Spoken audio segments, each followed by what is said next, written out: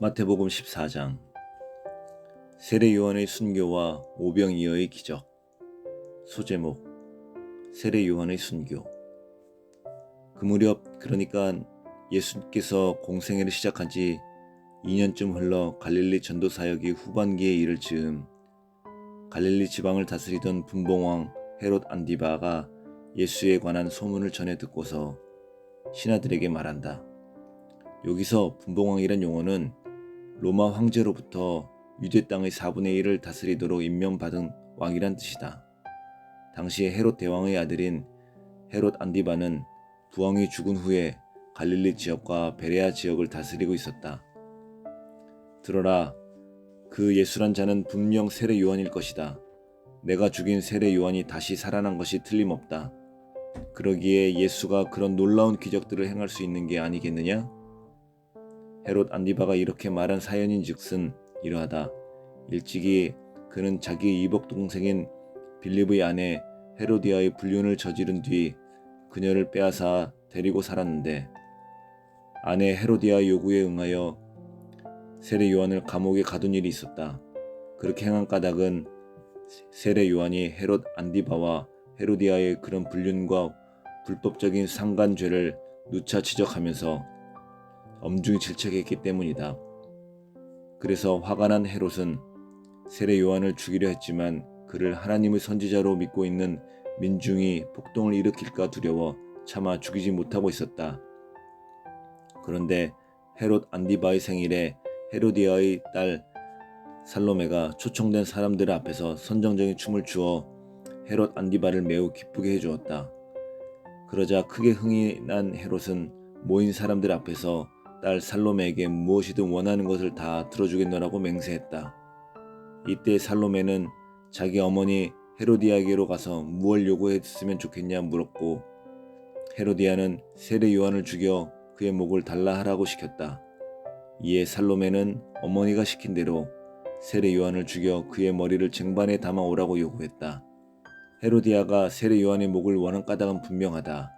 그녀는 자신과 헤롯 안디바의 불법적인 결혼 관계를 계속 질책하는 세례 요한을 눈에 가시처럼 여겼기 때문이다.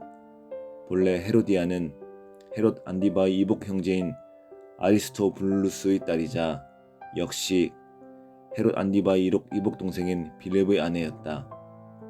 이런 여자가 헤롯 안디바의 불륜을 저지른 뒤 남편 빌립을 버리고 헤롯 안디바의 아내가 되었으므로 유대 율법에 따르면 간통죄에다 근친상간 범죄까지 범했던 것이다. 그러니 어찌 하나님의 공의를 외치는 광야의 선지자 세례 요한의 질책을 피할 수 있었겠는가? 뭐라고? 지금 뭐라 한 게냐? 세례 요한의 목을 달라고? 그게 정말이냐? 정말로 세례 요한의 목을 원하는 게냐? 전혀 예상치 못한 살로메의 요구에 헤롯 안디바는 무척 당황하고 괴로워했다.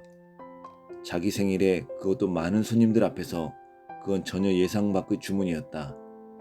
그는 하나님의 참된 선지자로 인정받은 세례 요한을 굳이 죽일 필요까지는 없다고 생각하고 있었다. 하지만 많은 손님들 앞에서 호언장담한 맹세로 인해 어쩔 수 없이 딸의 요구를 들어줄 수밖에 없었다. 그렇게 하지 않는다면 왕의 체면이 형편없이 구겨질 것이기 때문이다. 그래서 신하들에게 명한다. 여봐라, 지금 당장 가서 감옥에 있는 세례 요한의 목을 베도록 하라. 결국 세례 요한은 감옥에서 끌려나와 참수되었고 잘린 그의 머리는 쟁반에 담겨 헤로디아의 딸 살로메에게 건네줬다. 그러자 그 소녀는 그것을 자기 어머니 헤로디아에게 갖다 주었다. 독한 모녀였다. 세례 요한은 그렇게 갔다. 400년 동안 침묵하던 이스라엘 역사의 혜성처럼 나타나 신분 고하를 막론하고 그들의 죄를 지적하면서 하나님의 심판과 공의를 외쳤던 광야의 소리는 어이없게도 철딱선이 없는 소녀의 춤값으로 지불되었다. 세례 요한의 잘린 머리를 보고서 악녀 헤로디아는 음흉한 미소를 지으며 좋아한다. 오, 딸 수고했다. 이자가 그동안 나를 그토록 괴롭히던 세례 요한이란 자로구나. 이제야 마음 편히 발 뻗고 잘 수 있겠구나. 아, 세례 요한. 그는 메시아 예수보다 6개월 일찍 태어나 유대 광야에서 메시아의 길을 예비하는 선구자로 살아가다가 예수님보다 1년쯤 일찍 감옥에서 순교했다. 세례 요한 순교 이후 그의 제자들이 스승의 시체를 거두어 장사한 뒤에 예수께로 가서 그 사실을 알렸다. 소제목 오병이어의 기적. 헤롯은 나를 세례 요한의 환생이로 생각하고 있구나. 그렇다면 조만간 나까지 죽이려 들겠구나. 예수님은 헤롯 안디바가 자신을 세례 요한의 살아난 것으로 생각하고 있다는 소식을 전해 들으시고 헤롯 안디바의 통치 영역인 갈릴리 지역을 떠나기로 작정하셨다. 그래서 배를 타고 갈릴리 호수를 건너 혼자 외딴 곳으로 물러나 계셨다. 그곳은 갈릴리 바다의 북동쪽 연안에 있는 베세다 마을의 어느 한적한 들판이었다. 예수께서 그곳으로 가실 때 주변 여러 마을에서 올라온 많은 사람들이 예수님을 줄곧 뒤따라왔다. 그리하여 예수께서 배에서 내리셨을 때는 이미 많은 사람들이 예수님을 기다리고 있었다. 그런 무리를 보신 예수께서는 치근한 생각이 드셨다. 병든 사람들을 일일이 고쳐주셨고 또한 천국 복음의 진리를 힘써 가르쳐 주셨다. 그러다 보니 시간이 많이 흘러 어느새 저녁 무렵이 되었다. 그러자 제자들이 예수께로 와서 말한다. 스승님, 이곳은 외딴 곳이고 날도 저물었습니다.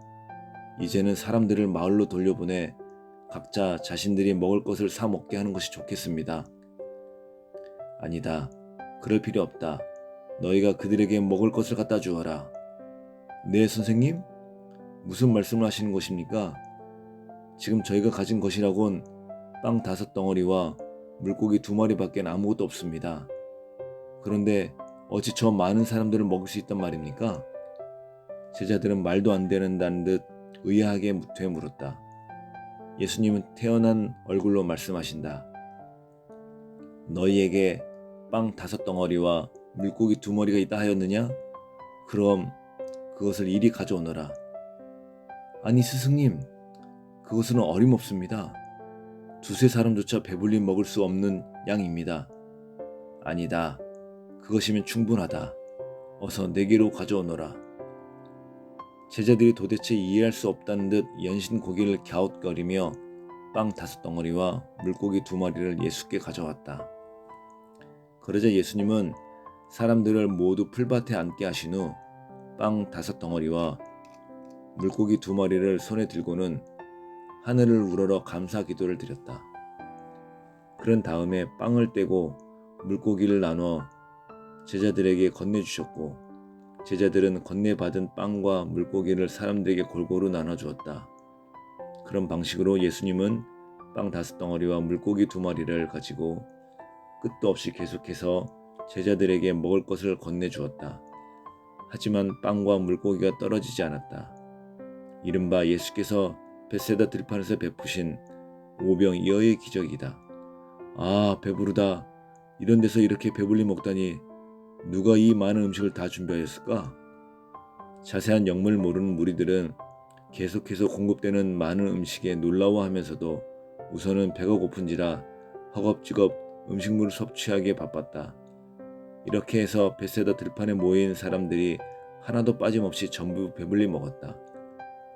그런 뒤에 남은 빵 조각을 주워 모았더니 그것조차도 12광주리에 가득 찼다. 이때 빵과 고기를 먹은 사람들은 어른 남자들만 좋기 5,000명이나 되었다. 그러니까 여자들과 어린이들까지 포함되면 전체 무리의 수요는 2만 명 정도 되었다. 참으로 놀라운 이적이었다. 사람의 손에 쥐어 있을 때는 단지 빵 5덩어리와 물고기 2마리에 불과했지만 그것이 메시아이신 예수님의 손에 쥐어지자 2만 명을 배불리 먹이고도 남은 조각이 12광주리에 가득 차는 놀라운 기적의 음식이 되었던 것이다. 이 사건이 너무나 놀랍고 인상적이어서든지 사복음서 저자들의 책에 모두 기록되어 있다. 소제목 예수께서 물 위를 걸으심. 벳세다 들판에 모인 사람들이 전부 배불리 먹자 예수님은 제자들을 재촉하여 배를 타고 먼저 갈릴리 바다 건너편으로 건너가게 하셨다. 그런 다음 사람들은 전부 집으로 돌려보내셨다. 그러고는 기도를 드리려고 예수님 홀로 근처 산으로 올라가셨다. 이윽고 밤이 깊어지자 갈릴리 바다의 물결이 사납게 일었다. 배를 타고 갈릴리 바다를 건너고 있던 예수님의 제자들은 바다 위에서 큰 어려움을 겪게 되었다. 시간이 흘러도 거센 폭풍은 좀채 잦아들지 않았고 사나운 파도는 금방이라도 배를 집어삼킬 듯이 무섭게 달려들었다.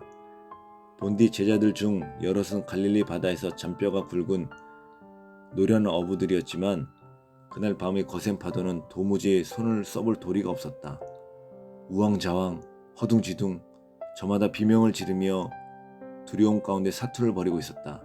한편 홀로 기도를 마친 예수님은 이른 새벽녘쯤 물 위를 걸어 제자들에게 다가가고 있었다. 밤새 거센 파도와 사투를 벌이고 있는 제자들은 누군가 물 위를 걸어 자신들에게로 다가오고 있는 것을 보고는 모두가 겁에 질려 소리친다. 저기 유령이다. 어이쿠야, 거센 파도에다 이젠 유령까지. 사람 살려. 혼비백산한 제자들은 심신이 거의 탈진 상태에 이르러 쓰러지기 직전이었다. 그런 모습을 보시고 예수께서 즉시 제자들을 안심시키신다. 두려워하지 말라. 나다. 나니라. 주님? 지금 물 위에 걷고 계신 분이 주님이십니까? 제자들은 반신반의하며 되물었다. 바로 그때 제자들 가운데 베드로가 갑자기 불쑥 앞으로 나서며 예수께 말한다. 주님, 정말로 물 위로 걷고 계신 분이 주님이시라면 저더러 명하여 물 위로 걸어오라 하십시오. 이때 베드로는 스승의 정체성과 능력에 대해 좀 더 확신이 있는 개인적인 체험을 추구하고자 했다. 이 같은 열정적이고 치열한 도전의식이 베드로로 하여금 충동적이고 다소 무모하게 보이는 듯한 요청을 과감하게 하도록 만들었다. 예수님은 그런 베드로의 도전 정신을 좋게 보셨다. 그래 베드로야, 내게로 걸어오너라. 그 말에 베드로는 정말로 배에서 훌쩍 뛰어내렸다. 그런데 놀랍게도 베드로의 몸이 물속에 빠져들지 않았다. 용기를 낸 베드로가 물 위로 한 걸음씩 발을 내딛기 시작했다. 그래도 발이 물속에 빠지지 않았다. 우와, 된다. 내가 지금 물 위를 걷는다. 베드로는 환희에 찬 표정으로 예수님을 향해 물 위를 한 걸음씩 걸었다. 그리하여 배와 예수님 사이의 중간쯤 걸어갔을 때 갑자기 바다 물결이 한 채 높이 일었다. 그러자 베드로는 갑자기 두려움을 확 느끼고 그 순간에 그만 베드로의 몸이 물속으로 빠져들기 시작했다. 주님 살려주십시오. 주님 제발. 그렇게 당황한 베드로가 양손을 허우적거리며 크게 소리쳤다. 그런 모습에 예수께서 급히 물 위로 걸어 베드로에게 다가와 즉시 손을 내밀어 베드로를 붙드시며 말씀하신다. 믿음이 적은 자여, 왜 의심하였느냐? 예수께서 베드로와 함께 배에 오르자 사납게 불던 바람이 즉시 고요해졌다. 파도가 가라앉고 물결이 잔잔해졌다. 언제 폭풍이 불었느냐는 사방이 조용했다. 그러자 배 안에 있던 제자들이 다 함께 예수님 앞에 엎드려 절하며 말한다. 오 주님, 주님이야말로 정녕 하나님의 아들이십니다.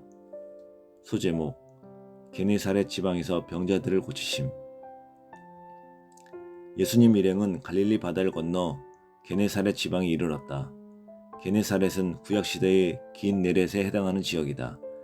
갈릴리 바다의 북쪽 서안에 위치한 비옥한 평야지대로 가버나움 남쪽에 위치한 마을이다. 와, 예수님이다.